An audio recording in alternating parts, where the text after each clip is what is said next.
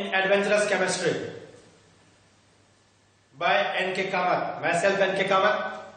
आज बच्चों हम आपको इलेक्ट्रोमैग्नेटिक वेव्स के बारे में बताने वाले हैं। Electromagnetic waves, electromagnetic waves. Actually, energy emit or radiate, okay, in the form of waves, like this one, like this,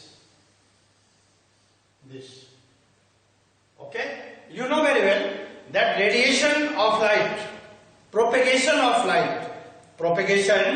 light has been expressed in the terms of radiation.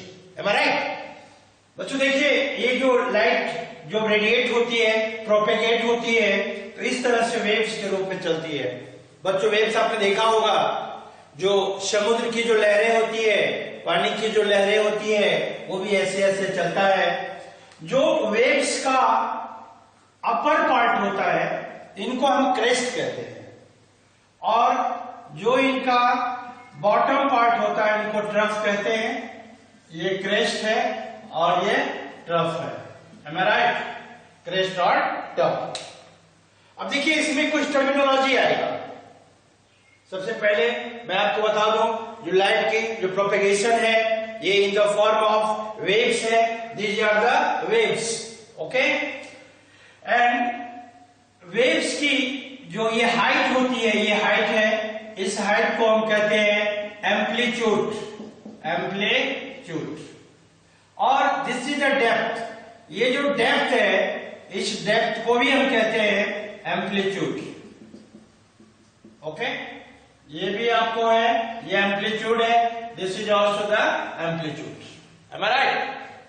Okay बच्चों, the distance between two continuous crest, distance between two continuous crest और two continuous trough is called what we are measuring। हम लोग क्या major कर रहे हैं?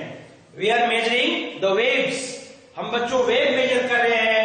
ये waves है, ये वेव्स है, और वेव्स की जो हाइट है, दैट इज कॉल्ड क्रेस्ट, और जो इसका डेप्थ है, दैट इज, ये जो नीचे डेप्थ है, दैट इज कॉल्ड ट्रफ। ये हाइट है क्रेस्ट और ये डेप्थ है ट्रफ।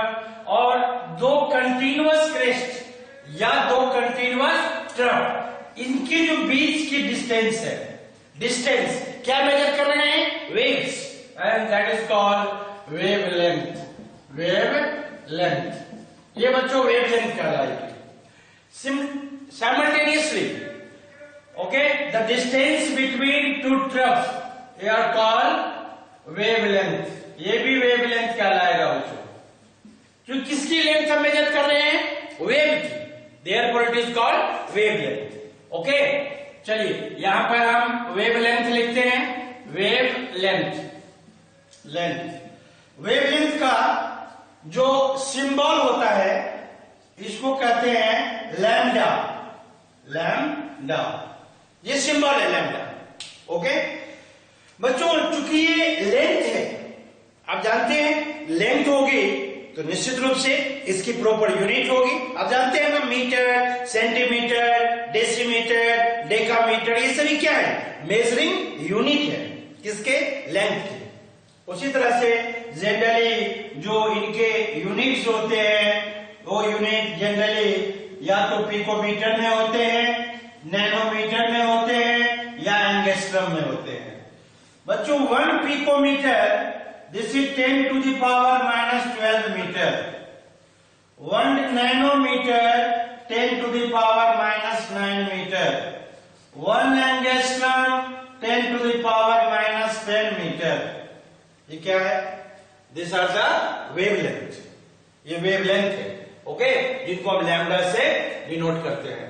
आप जानते हैं यहां पर ये लाइट की प्रोपेगेशन को हमने दिखाया है, तो निश्चित रूप से लाइट प्रोपेगेट करती है। One more thing I would like to tell you बच्चों, बहुत सिंपल सी बात है। आप जानते हो किसी भी चीज की जब प्रोपेगेशन होती है, they require medium except light. बच्चों लाइट सन से आती है, मिलियंस किलोमीटर की डिस्टेंस ट्रेवल करके आती है। कहीं पर मीडियम होता है, कहीं पर मीडियम नहीं होता है, but they travel propagate simultaneously, वो बिल्कुल कंटिन्यूअसली प्रोपेगेट होती रहती है। तो लाइट है तो वेलोसिटी ऑफ लाइट c से हम डिनोट करते हैं, c is velocity of light. ये ध्यान रखिएगा, ये होता है 3 into 10 to the power 8 metre पर second. This number is very very important बच्चों, ये याद रखने का है, ये याद रखिए आप, इसकी जरूरत आपको हर जगह पड़ेगी। वेवलेंथ क्या हुआ? The distance between two continuous crest और two continuous trough is called wavelength. यहां पर एक चीज आपको और बताना जरूरी है, जैसे मान लीजिए ये लाइन हम थोड़ा सा और आगे लेते हैं, वेव्स को और भी दिखाते हैं, ऐसे दिखाते हैं। ये है नंबर 1, नंबर 2, नंबर 3, ये नंबर 1, नंबर 2, नंबर 3। बच्चों आप कह सकते हैं क्या सर 1 और 3 के बीच की जो डिस्टेंस है ये वेवलेंथ है क्या? बिल्कुल नहीं। कंटिन्यूअस, दो कंटिन्यूअस क्रेस्ट, हम कहते हैं टूट रहा है, दो कंटिन्यूअस जो क्रेस्ट है, दो कंटिन्यूअस क्रेस्ट या दो कंटिन्यूअस ट्रफ, इनके जो बीच की डिस्टेंस है that is called wavelength and symbolically it is denoted by lambda. Generally wavelength is expressed either in the terms of picometer, nanometer और angstrom। जनरली इन्हीं तीनों टर्म्स में, यूनिट्स में इनको यूज किया जाता है वेवलेंथ को। ये तो हो गया वेवलेंथ। ओके बच्चों, वेव 1 सेकेंड में, in 1 second how many points crossed passage by waves. Wave 1 second में जितना डिस्टेंस, जितना पॉइंट को क्रॉस करेगा in 1 second, that is called frequency.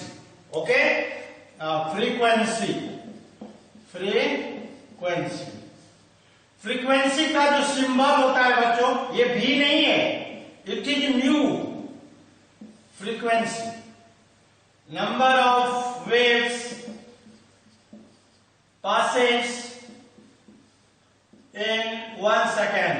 1 second, 1 second में वेव जितने पॉइंट को क्रॉस करता है, number of wave passes in 1 second through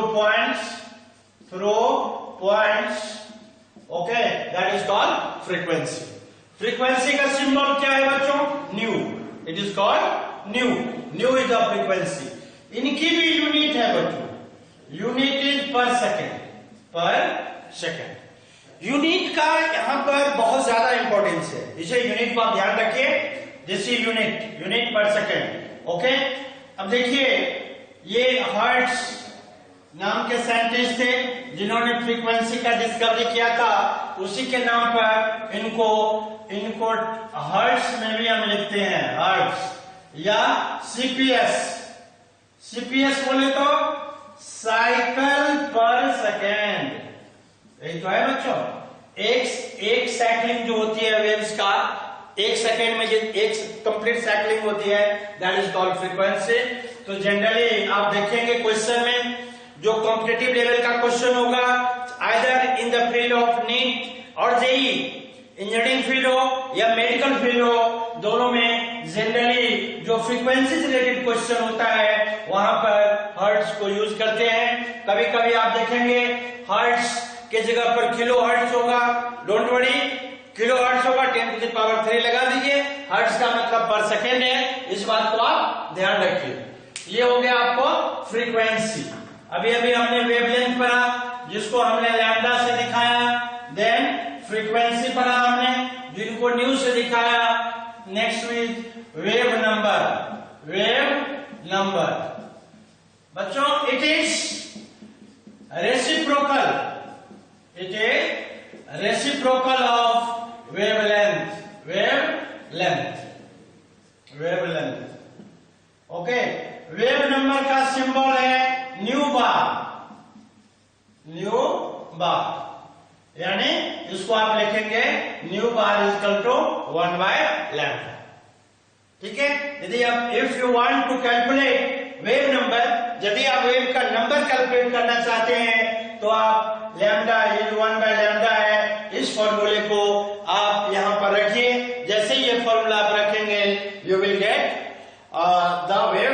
universe.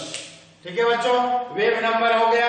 c मैंने आपको बता दिया, c क्या है? c is velocity of light. c is velocity of light, जो होता है, जिनकी वैल्यू होती है 3 into 10 to the power 8 metre पर सेकेंड। अब देखिए, there is a relation,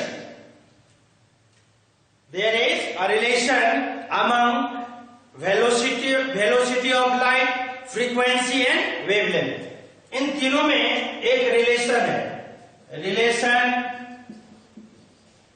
in new बोले तो frequency,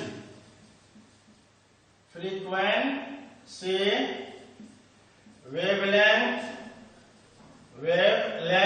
lambda and velocity of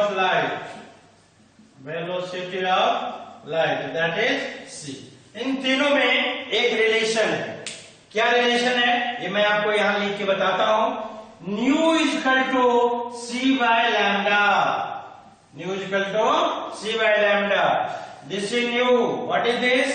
this is frequency. What is c? This is velocity of light, velocity of light. What is lambda? It is wavelength. देखिए, this is a such type of formula can be only utilized for solving the numerical problems. One more thing I would like to tell you students. बच्चों, एक बात और आपको बताना चाहते हैं, ये जो इस फॉर्मूले को हम यूज करेंगे मोस्टली कॉम्पिटिटिव फील्ड के लिए, and this is very important in physical chemistry, so remember it, okay? यहां से ये जो इलेक्ट्रोमैग्नेटिक वेव्स है, यहां से हम क्वांटम थ्योरी पढ़ेंगे, ओके? क्वांटम थ्योरी के भी आगे बोर हाइड्रोजन स्पेक्ट्रम में जाएंगे। हर जगह हमें फ्रीक्वेंसी की, वेवलेंथ की हमें जरूरत होगी। अब मैं आपको एक ट्रिकी मेथड बताता हूं, जो how can the solve numerical problem which based on frequencies. Okay, देखिए यहां पर कैसे इसमें क्वेश्चंस यहां से बन सकते हैं। क्या आपको पूछा जा सकता है? आपको पूछा जा सकता है, find frequency of a certain radiation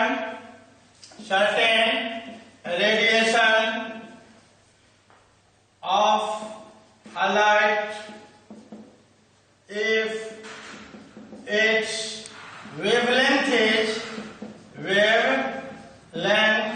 is 600 picometre. ठीक है बच्चों, हमें क्या निकालना है? फ्रीक्वेंसी। We have to calculate frequency, हमें फ्रीक्वेंसी कैलकुलेट करनी है। ओके, फ्रीक्वेंसी का फॉर्मूला अभी हमने आपको बताया है, nu equal to c by lambda होता है।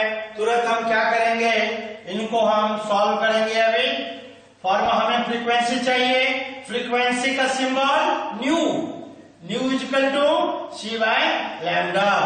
ओके जी, चलिए यहां पर न्यू इक्वल टू, अब c है वेलोसिटी ऑफ लाइट। हम जानते हैं वेलोसिटी ऑफ लाइट कितना होता है, 3 into 10 to the power 8 metre पर second.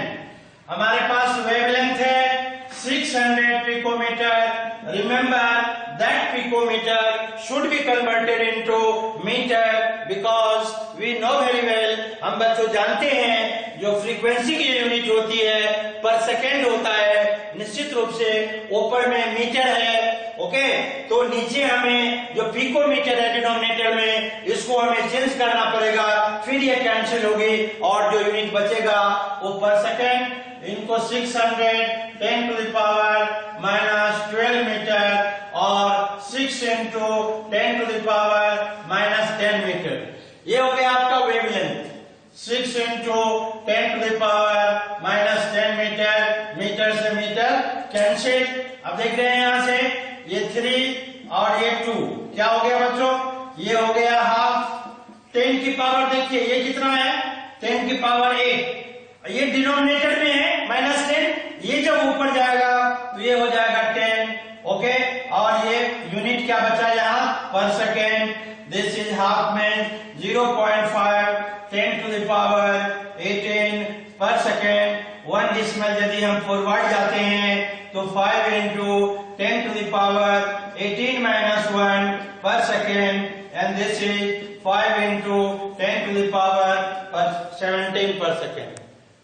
In this way we can calculate the problem which based on frequency, जिसमें फ्रीक्वेंसी हमें कैलकुलेट करना होगा और वेवलेंथ जो होगा हमें दिया होगा। ओके, इसमें ऐसा नहीं है, आपको हो सकता है फ्रीक्वेंसी दिया हो और वेवलेंथ पूछा गया हो, तो क्या करेंगे? मान लीजिए यहां क्वेश्चन है, find the wavelength of a certain radiation of light having frequency okay 200 nanometre. 200 क्या निकालना है हमें? वेवलेंथ निकालना है ना, पर सेकंड, 200 पर सेकंड, या ये जनरली ऐसे देता है 200 पावर पर सेकंड, दोनों एक ही चीज है। ओके, ये हमारे पास क्वेश्चन है, हम वेवलेंथ निकालते हैं। बच्चों, न्यू इक्वल टू क्या होता है? c by lambda, am I right? अब तो लैम्डा इक्वल टू क्या हो जाएगा? c by nu. चलिए फॉर्मूला हम यूज करते हैं, लैम्डा इक्वल टू, ये प्रॉब्लम का आंसर है c by nu. What is c? 3 into 10 to the power 8 metre पर सेकेंड। ओके, और आपका जो वेवलेंथ है, ओके, वेवलेंथ दिया हुआ है, ये फ्रीक्वेंसी दिया हुआ है, फ्रीक्वेंसी कितना है? 2 into 10 to the power 2 पर सेकेंड से पर सेकेंड कैंसिल, ये हो गया 3/2 into 10 to the power, ये 2 है, प्लस का न्यूमरेटर में जाएगा तो 8 minus 2, ये हो जाएगा मीटर, और ये हो जाएगा 1.5 into 10 to the power 6 metre. This is wavelength. Okay, so in this way you can calculate both wavelength and frequency. This is the part of electromagnetic waves. ये electromagnetic waves का part है। Okay, इसके बाद जो हमारी discussion होगी, वो discussion होगी आपको electromagnetic radiation, quantum theory of radiation. Okay बच्चों, इसमें एक क्वेश्चन ऐसा भी हो सकता है, जैसे फ्रीक्वेंसी देता है ना आपको, अभी फ्रीक्वेंसी आपको कितना दिया था? 2 into 10 to the power 2 पर सेकेंड। ये हर्ट्ज में भी हो सकते हैं, ऐसे हर्ट्ज में भी। ओके, ये हर्ट्ज में भी हो सकते हैं। ओके, यदि मान लो आपको फ्रीक्वेंसी दिया है 300 किलो हर्ट्ज, 300 किलो हर्ट्ज, तो आपको किलो हर्ट्ज को आपको कन्वर्ट करने पड़ेगा हर्ट्ज में, because 1 hertz is equal to 1 CPS, cycle per second. आपको लाना वही है, तो यहां पर हम क्या करेंगे? 300 है और ये किलो हर्ट्ज है, किलो का मतलब 10 to the power 3। ओके, और यहां पर लिखेंगे हर्ट्ज, ये 3 into 10 to the power hertz या पर सेकेंड ये होगा। इस तरह से इसमें न्यूमेरिकल क्वेश्चंस होते हैं और ऐसे ही हम इसको सॉल्व करते हैं। अब आगे नेक्स्ट क्लास में, नेक्स्ट वीडियो में बच्चों बहुत ही मजेदार, बहुत ही इंटरेस्टिंग ऐसे साइंटिस्ट के बारे में आपको बताने वाला हूं। Quantum theory of radiation, max Planck is the scientist, पहला साइंटिस्ट था दुनिया का जिन्होंने पहली बार साइंटिस्टों का नींद हराम कर दिया। क्या बोला उसने, कैसे बोला उसने, ऐसी क्या थ्योरी दिया, ये हम आपको अगले क्लास में बताएंगे। Okay, have a great day and take care.